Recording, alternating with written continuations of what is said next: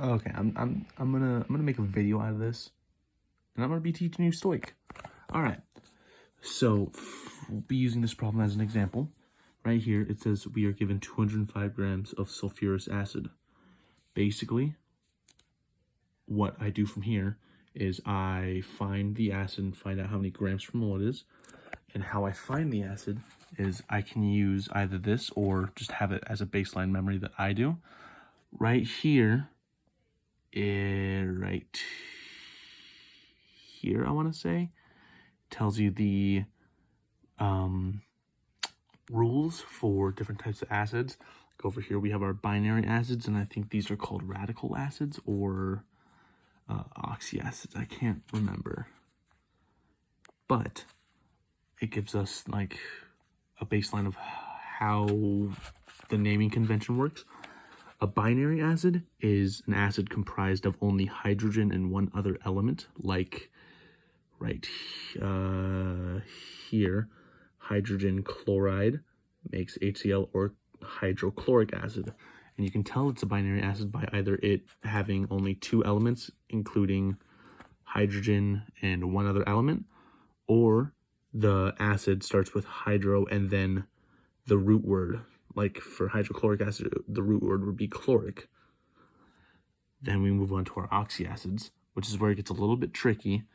But all you have to really remember is "ite" gives the acid the suffix "us," as we see here in sulfurous, and then "ate." So, like right here, sulfite would give us sulfurous, then sulfate would give us sulfuric. It all really matters about the ending suffix of the original compound.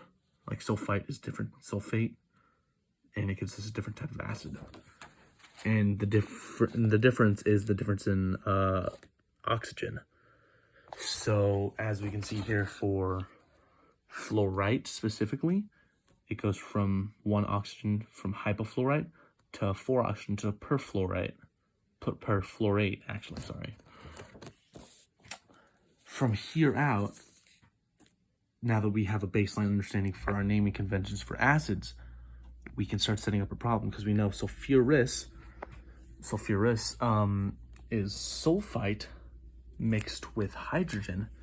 We can set that up right there as H2SO3, and we get H2SO3 because sulfite has a charge of -2, while hydrogen, hydride right there, and also hydrogen up here has a charge of -1 right here. And it's these little things that all mix together to give us our balancing of equations. So here, it gives us barium hydroxide, which is what I put down here. Barium has a charge of +2, and hydroxide has a charge of -1 right here. So to balance it out, we need more hydroxide to, in Taysom's words, make the barium happy, giving us 2 hydroxide, 1 barium. And in our product, we have barium sulfite, barium having a charge of +2, sulfite having a charge of -2, balancing out, and hydrogen,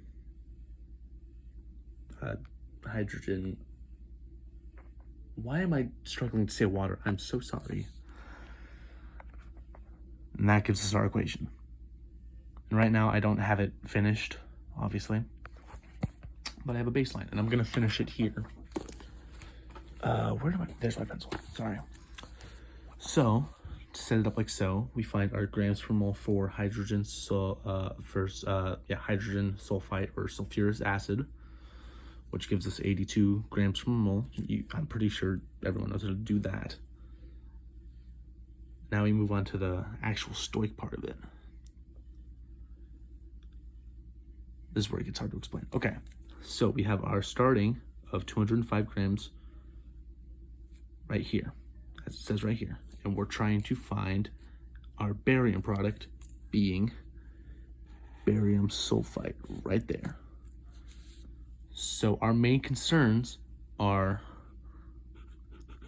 these two compounds, leaving pretty much these two to be irrelevant. Those two don't matter. So don't let them fool you.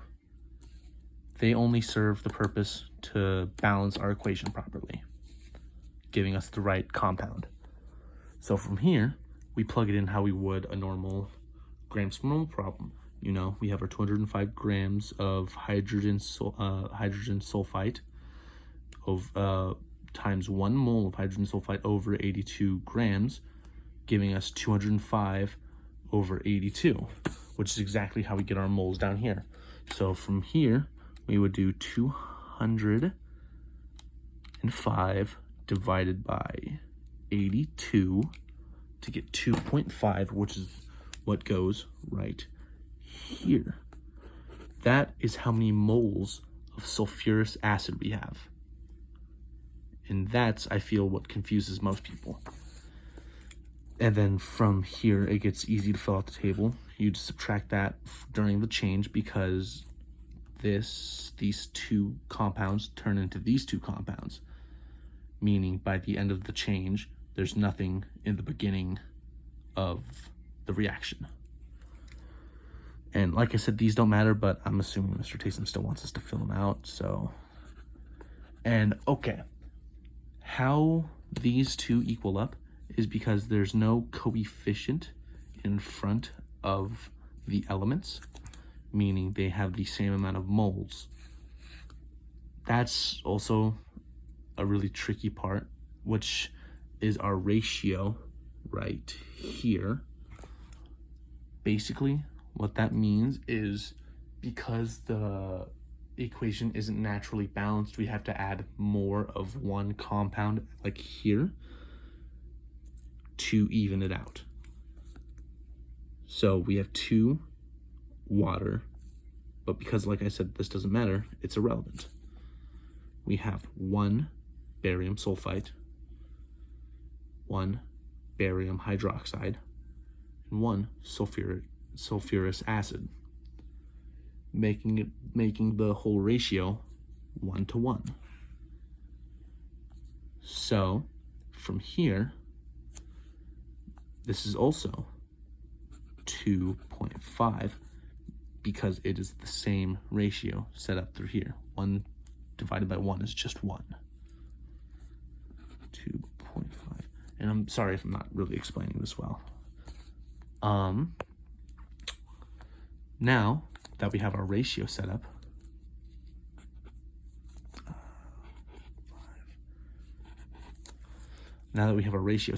right here, we can move on further with the problem. And how I set up that ratio was I just took the product we are looking for and put it over the product we already have, and put it over the reactant we already have. So I put 1 mole of barium sulfite over 1 mole of hydrogen sulfite.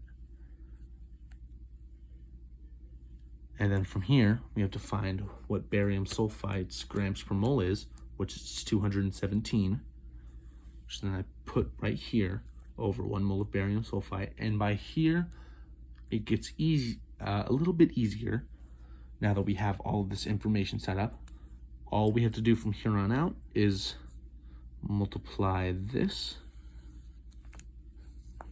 by that. It's basically just 217 times the moles we established down here, or 2.5. Which obviously it's going to change per problem, but 217 times 2.5 is 542.5.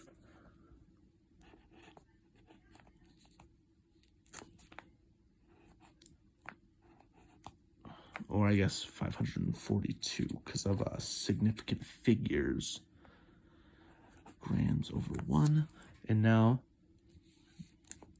we can look for molecules for the Stoich problem because we have the moles already established, with being 2.5.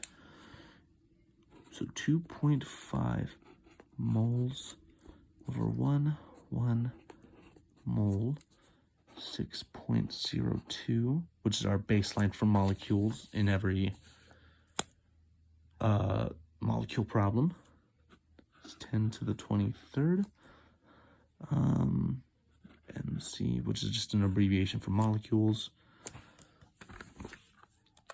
So then we would do 2.5 times 6.02. From here, we would click our second, and then click the x over 1 to get E, 23, in case you didn't know that, I had to do that on a calculator. Gets us 1.505. But because we have 3 significant figures, it would just be 1.51 times 10 to the 24th m molecules of barium sulfite, right there.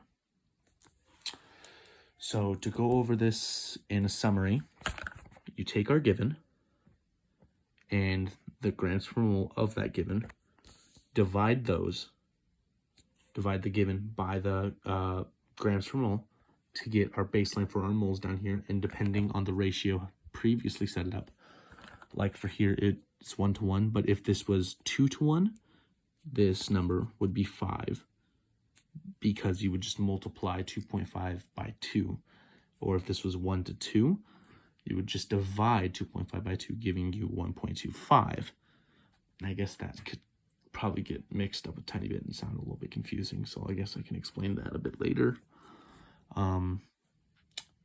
Once we get our ratio set up, we can bring it up here and then find the grams per mole of our product we're looking for, right over here.